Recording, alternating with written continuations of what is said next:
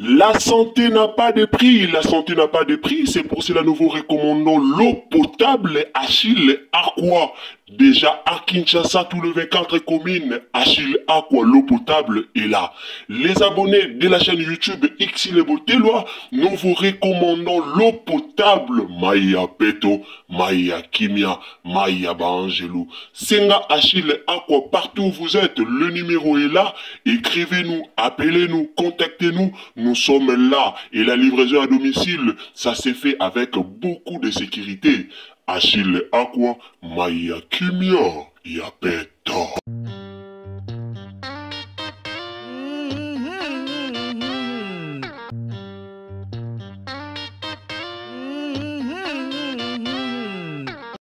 Sali mbote la famille mbote baye botala Ursule Botelwa TV mbote na bino esika nyonso oyo bozali bandeko nanga kande na lobaka na bino wana bonjour bonsoir yango dépendaka vraiment na ero kolanda biso donc na ero kotala Ursule Botelwa TV yondo ebi nini o bozali na pays oyo zali alors Ursule Botelwa TV apesi yo bonjour tope bonsoir. Bandeko nanga en tout cas wana boyebi déjà quand le système a bien ndenge tolobaka toujours awa ce que zambalano ya liboso okoti na chaîne na biso vraiment ko hésiter te ya ko s'abonner donc au s'abonner au commenter au liker au partager tolobaka toujours ce qui penza ezambalano ya liboso au s'abonner au commenter au liker au partager alors tant que s'abonner ko bosa na te cliquer sur la cloche de notification. Ursule Botelwa TV alobaka toujours ce que koti cliquez cloche de notification pour que prochainement tant tozo ya na ba analyse na biso prochainement tant tozo tia ba analyse na biso ekomela yo esika nyonso oko zala bandeko bo esquisser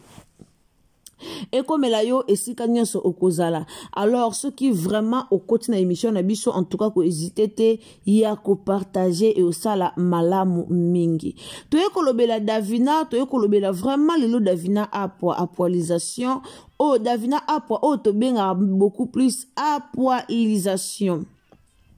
Bandeko ebele toza awa toyebi ke Davina autaki kobota azalaki lisusu vraiment sur les réseaux sociaux te azalaki vraiment sur les réseaux sociaux te aumeli po azonga na réseaux sociaux Davina asali 6 ou 7 mois banda boti alimwaki vraiment na réseaux sociaux azalaki na réseaux sociaux te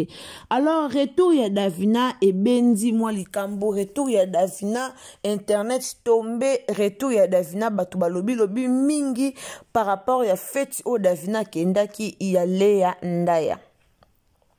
asala ki ba moi ebele abandaki sukokota vidéo te na page na ya TikTok asala ki pe ba moi ebele abandaki lisusu ko jouer te alors tangu Davina abimi lisusu na internet. Troubles du système immunitaire, chute de tension, maux de tête, fatigue, perte de poids, frigidité et diarrhée.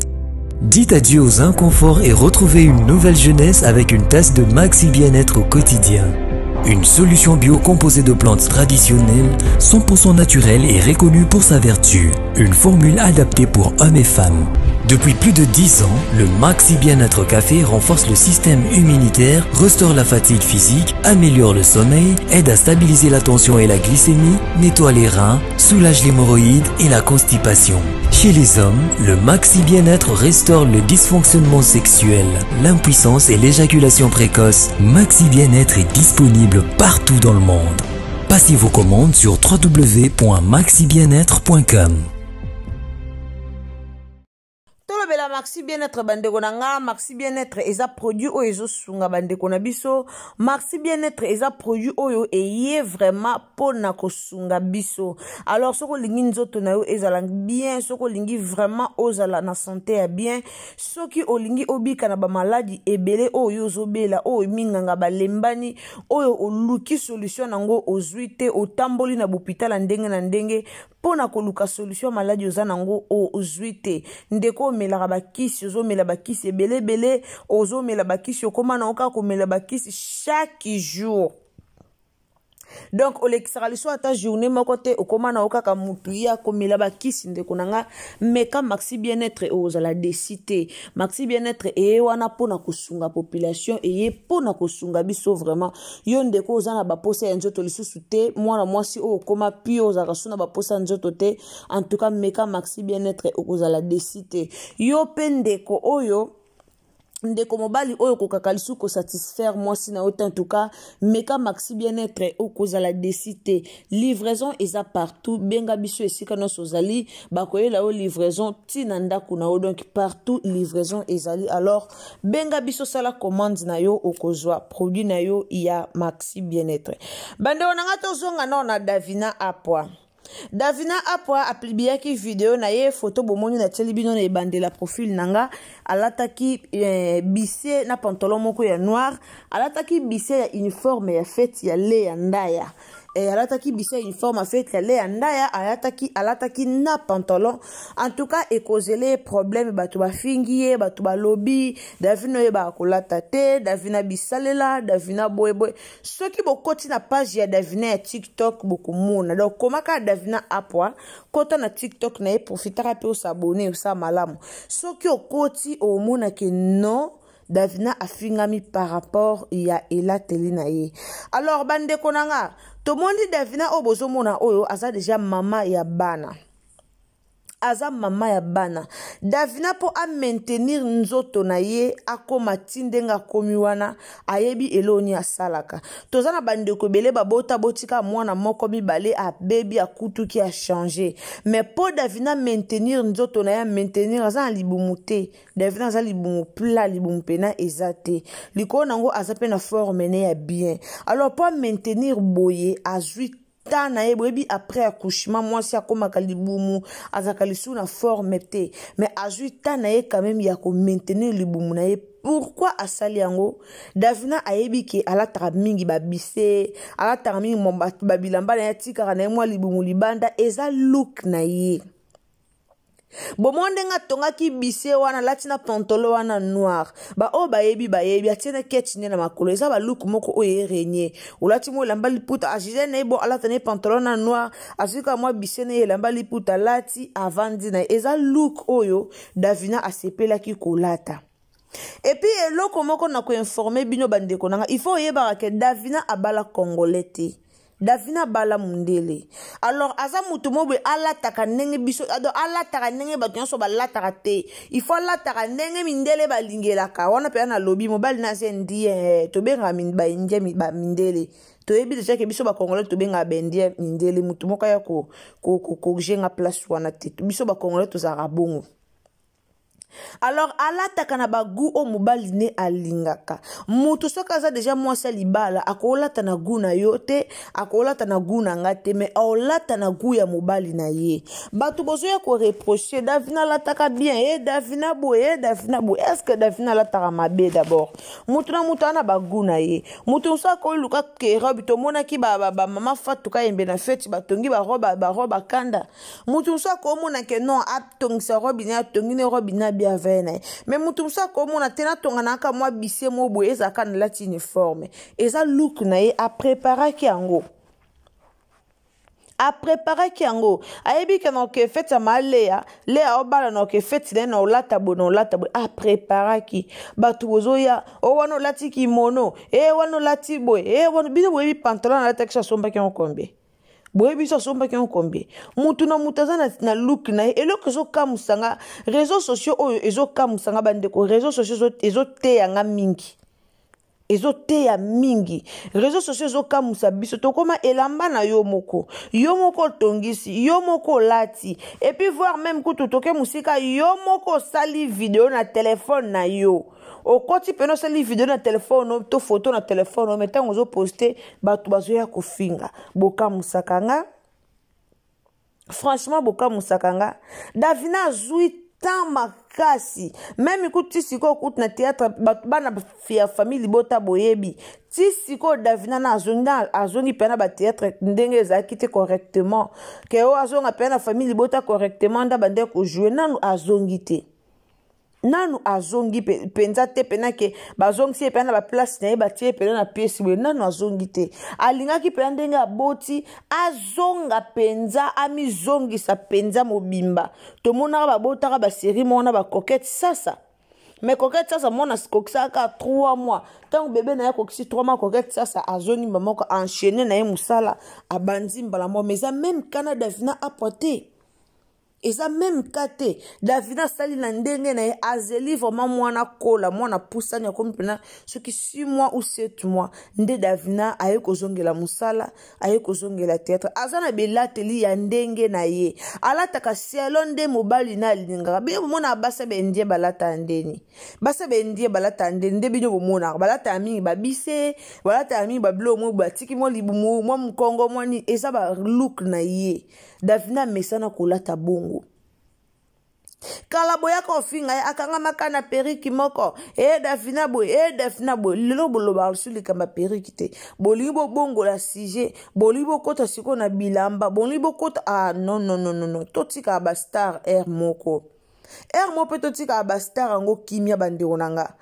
mo po koti peka bozono pe na poso commander to leki biso to lingaka nyo batu nyonso baza lokwa biso mutu nyonso za lokola yote soki yo lataka bien oyebi classe oyebi pene ba classe ka bilamba oyebi ko classer lamba yeba ke mutu nyonso te oza lokola yo mutu na mutu oza na ndenge na ye yo zolata bien oza la pe na ndenge na yo o pa zolata bien te oza la pe na ndenge na ye. Mais souvent biso to lingara mutu nyonso ko makaka ndenga moko mutu nyonso bando réfléchir biso surtout bando réfléchir ndenga moko biso nyonso foto bando lataka ndenga moko eza bongo te bandeko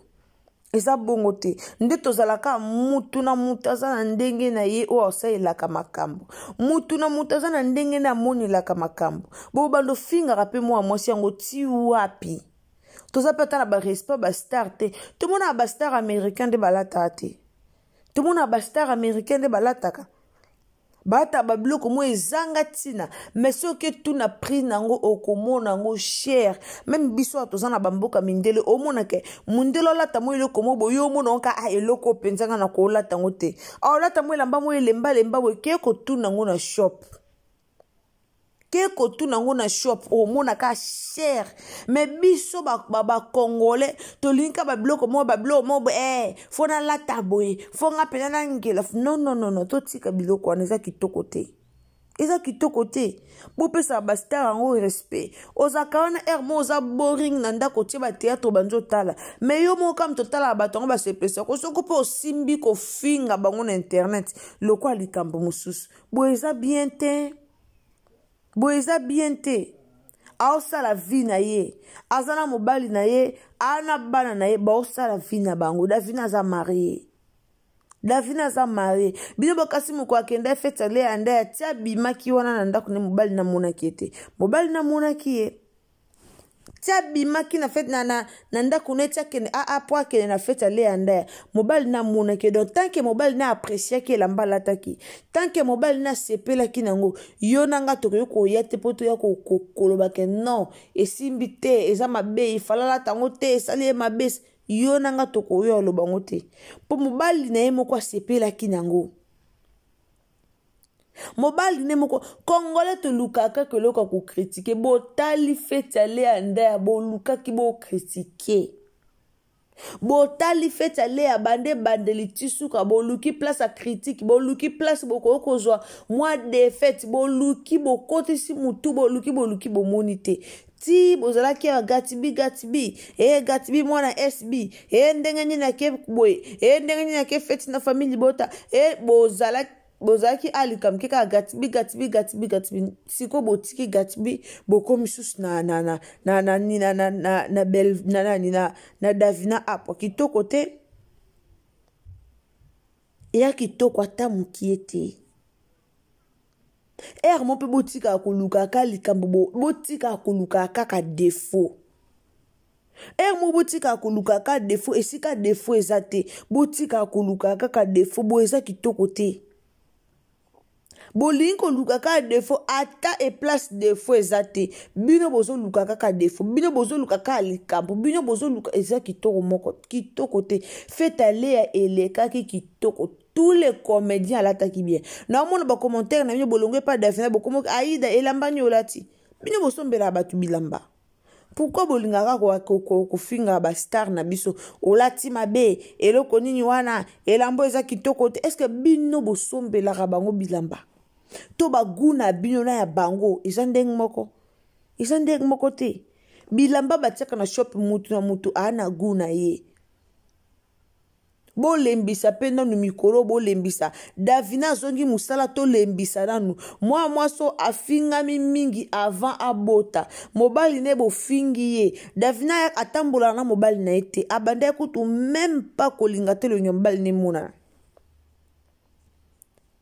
abanda kolinga même pas azaka pena soka bimi atiki mobali ne o feti bo akenda na mobali ne te mais ayako kende feti ezaki entre fete d'Acosta non d'Acosta te ezaki entre feti moko ya comédien moko abalaka ya Sylvie Seka so il faut à Sylvie Seka comédien moko abalaka Davina kenda feti na mobali na ye mais façon bo critika mobala Davina mais mobala Davina za bien za mabete mobala Davina za ndia kitoko aza suki na milai ya bendia benda nwani abima bien mais bino boluka kaka e place ni boko yuko zoli duswa ko finga bo finga est-ce que boko opemisa moi si otepena ndenga obanda musala bo ndenga ozongela musala na ye azongela musala na kimia mama wala batu avanda kina ndako zakine na stress te azo mobo kamsanga mama walanga nya uto vana ndako zakine na stress te siko linga zongela musala ndebo libo latise li sous stress ndebo libo bambe stress na nzoto ya kubamba moko totika bablo to salaka e ya kitoko te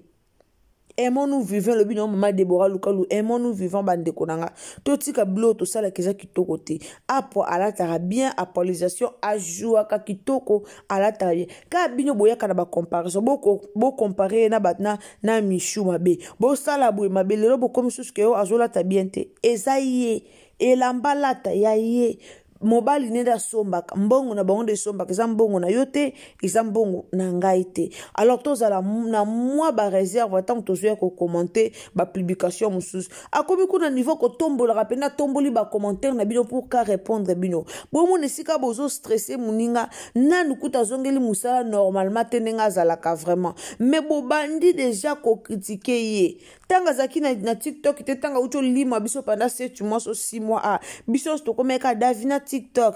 Davina zongako biso to komeka Davina zongako Davina to manke ozo manke biso biso to koma kibon ale siko mwana batazongi na réseau azongi na réseau pardon azongi na réseau olibo zongi la suko stressé et à kitoko atamu kiete s'il vous plaît bande konanga bolingaka théâtre bo matisa théâtre bo tika kokota na mafinga mususu eza kitoko te merci na bato bolanda Irsil Botelo TV merci na bino esika nonso bozali ndeko koti na chaîne na biso soki zambala no ya liboso s'il vous plaît abonnez-vous commentez likez partagez nzambalo la pambola bino ngalo ba toujours na chaîne na biso ezaka nango chaîne na bana nzambe eza nango chaîne na biso nyonso alors soki oza na remarque komela biso numéro na zawana et uzala malamu mingi donc bagi na bino nyonso nzamba lola bomba biso esika nyonso ozali ndeko nanga tango zo partager biso na Facebook tango zo partager biso na WhatsApp tango zo partager biso na Messenger et uzala malamu mingi ça vraiment meilleure façon na yo ya kusunga Ursil Botelo TV donc ndeko koti pe s'abonner cliquer cloche à notification pour rien rater. Merci, bye. Troubles du système immunitaire, chute de tension, maux de tête, fatigue, perte de poids, frigidité et diarrhée. Dites adieu aux inconforts et retrouvez une nouvelle jeunesse avec une tasse de Maxi Bien-être au quotidien. Une solution bio composée de plantes traditionnelles, 100% naturelle et reconnue pour sa vertu. Une formule adaptée pour hommes et femmes. Depuis plus de 10 ans, le Maxi Bien-être Café renforce le système immunitaire, restaure la fatigue physique, améliore le sommeil, aide à stabiliser la tension et la glycémie, nettoie les reins, soulage l'hémorroïde et la constipation. Chez les hommes, le Maxi Bien-être restaure le dysfonctionnement sexuel, l'impuissance et l'éjaculation précoce. Maxi Bien-être est disponible partout dans le monde. Passez vos commandes sur www.maxibienetre.com. La santé n'a pas de prix, la santé n'a pas de prix, c'est pour cela nous vous recommandons l'eau potable Achille Aqua. Déjà à Kinshasa, tout le 24 communes, Achille Aqua, l'eau potable est là. Les abonnés de la chaîne YouTube Xile Botelwa, nous vous recommandons l'eau potable Maya Peto, Maya Kimia, Maya Bangelou. Senga Achille Aqua, partout où vous êtes, le numéro est là. Écrivez-nous, appelez-nous, contactez-nous. Nous sommes là et la livraison à domicile, ça s'est fait avec beaucoup de sécurité. Achille Aqua, Maya Kimia, Yapeto.